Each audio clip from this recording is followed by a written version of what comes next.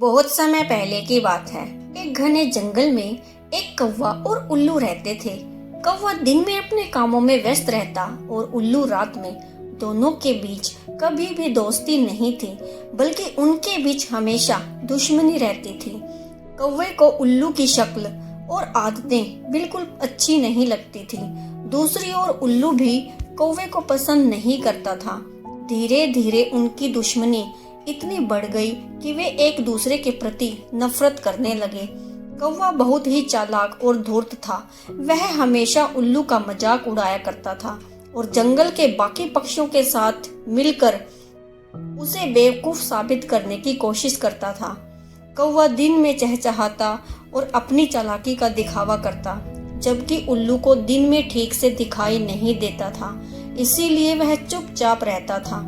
कौवा इस बात का फायदा उठाता और उल्लू की कमजोरी का मजाक बनाता।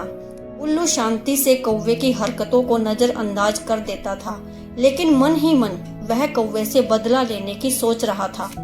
उल्लू को पता था कि कौवा रात में नहीं देख सकता, इसीलिए उसने रात में ही अपना बदला लेने की योजना बनाई।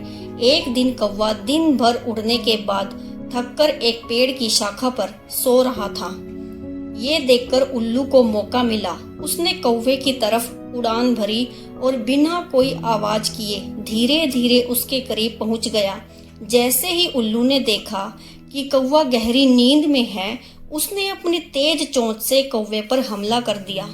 कौवा अचानक हमले से डर गया और जोर जोर से चिल्लाने लगा, लेकिन रात होने के कारण कुछ दिखाई नहीं दे रहा था। वह इधर उधर भागने की कोशिश करने लगा, लेकिन उल्लू की तेज नजरों के सामने वह असहाय था। कौवा घायल हो गया और अपनी जान बचाने के लिए भागने लगा। उल्लू ने उसे जाने दिया, क्योंकि उसने अब अपना बदला ले लिया था।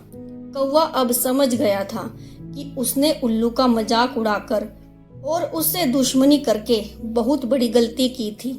उसे एहसास हुआ कि हर किसी की अपनी एक ताकत और कमजोरी होती है और किसी को भी उसकी कमजोरी का मजाक नहीं बनाना चाहिए। कौवा अब चुपचाप रहने लगा था और उसने जंगल के बाकी पक्षियों के साथ मिलजुल कर रहना शुरू कर दिया। उसने उल्लू से भी माफी मांगी और उससे दोस्ती करने की कोशिश की। Thanks for watching.